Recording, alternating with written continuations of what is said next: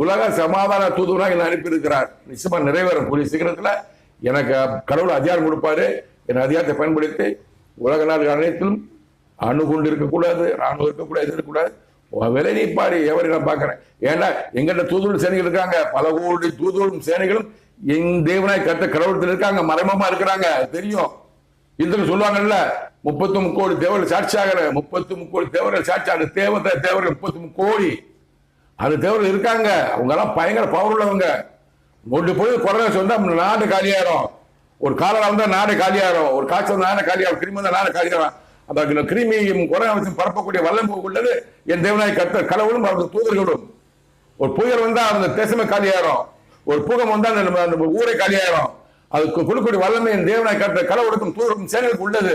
பயப்படுங்கள், கடவுளை பயப்படுங்கள். இந்த கல்வி வந்த கூட எந்த மதத்தையும் சொல்ல நானே உலக ஜனங்களுக்கெல்லாம்